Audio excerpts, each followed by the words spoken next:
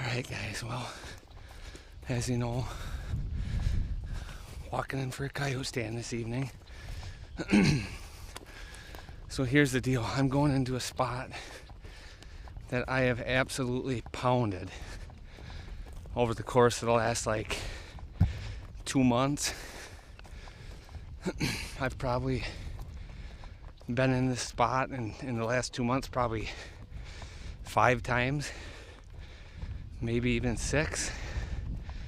I killed one in March, but there was a whole bunch more that were howling, so I've come back like 4 times. I think maybe twice in April and then twice in May. And each of them times I've got coyotes to light up. An entire family. You can hear the male, the female, and then all the pups. They gotta be getting pretty big at this point. And I'm hitting this spot from 2 different ways. I can hit it on the west side of the thicket and the east side of the thicket. And I haven't been to the east side of the thicket since way back in March when I killed that one. So I'm gonna come at it at this angle. Got the right wind. And we're gonna see if we can finally get some of these coyotes to break. It's windy tonight, but we're in prime denning season right now. Pups are starting to venture off. Fawns are dropped like crazy.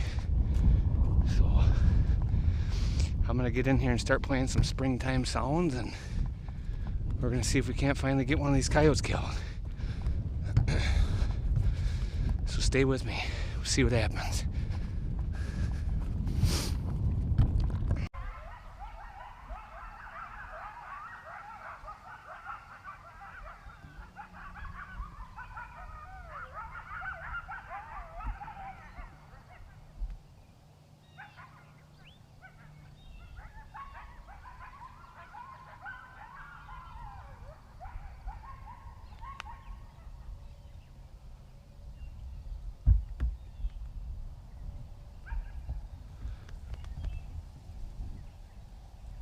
Alright guys, I forgot to hit my record button. I just turned on the fawn distress. I just turned it on and had it playing for about 1 minute. And I've never really had this happen before, but coyotes started howling.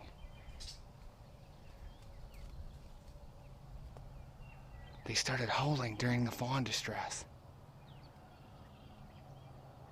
And they are right inside the timber where they always are. I mean, right in there. I think I might play a pup howl and then go to some pup distress and see if I can get them to break, but they are right there.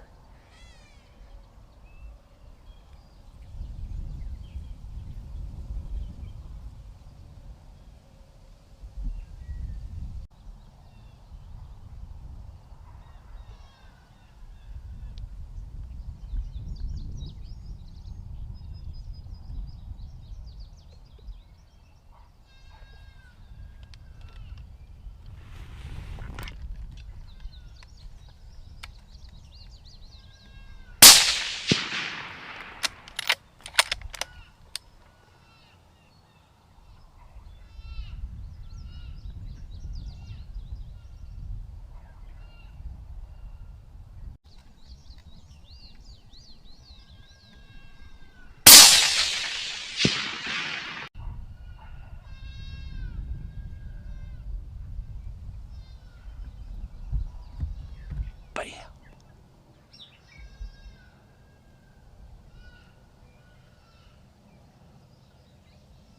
Just like that, 8 minutes in the stand. See if we can't call out another one here.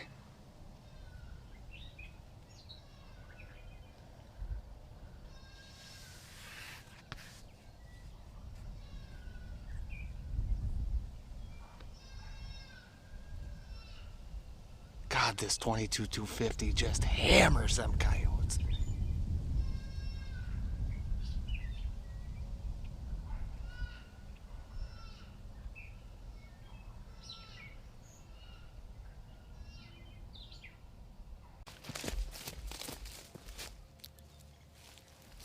got the female of the group here, and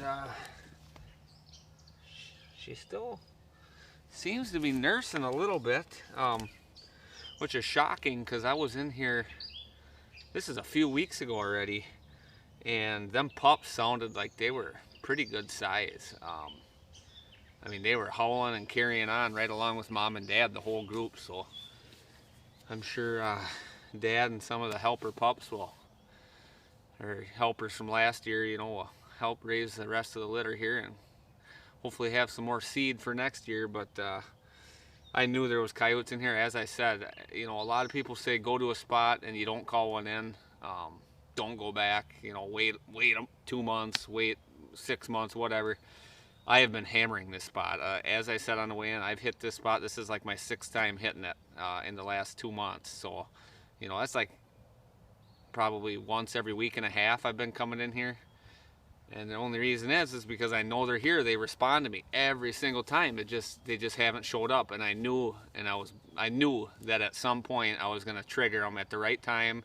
They were gonna be in the right mood and they were gonna show up. And I forgot to hit the record button. At least I think I forgot to hit the record button on my very first sound. I played fawn. I wanted to change it up because I had been howling when I would come in here. I wanted to change it up and just go straight into fawn. And I went into fawn, and about a minute in, I heard a coyote light up, and then they all sounded off, which I thought was odd. Usually, you know, they don't start howling to prey distress. That was kind of weird. But I knew I had them fired up, so then I shut the call off for a little bit. I think I went to a pup howl, and then from pup howl I went to another fawn distress, and then I spotted this female down here in the bottom. She was kind of working away. I think she probably sat on the wood line and kind of looked out here and didn't see anything and was just getting out of here. But put a 198-yard shot on her, held right on the shoulder, and just buried her. Yeah, textbook stand here tonight. Awesome. So she's pretty good size, long, skinny.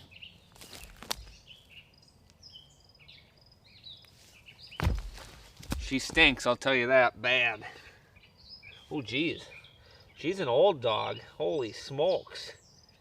Check. Oh, my gosh. Check this out, you guys. Wow.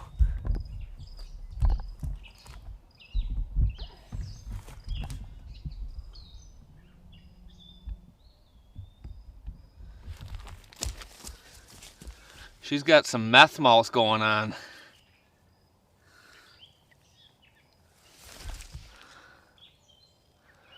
Wow. Look at that. Them canines are nubbed right down to hardly nothing. And even her molars just rotted right out. Every one of them are just stubbed right down to pretty much nothing. Wow. Huh. That right there goes to show you why she was such a smart dog. You know, she's probably a 5-6-year-old coyote or older, and no wonder why she wasn't coming to the call too easily. I had to really work to get her. That's cool as hell. I always like killing these old bitches. They're makes you feel good about yourself. You can call these old ones in that have heard a call all their life, you know. But yeah. All right, guys, enough talking here. I'm gonna get out of here, and we're gonna keep putting stands down here while the crops still aren't too tall. We got a good 3-4 weeks tops of good coyote calling before the crops grow up, and then we're limited to just hay fields. So here she is one more time, and thanks for watching as always, and we'll see you on the next one.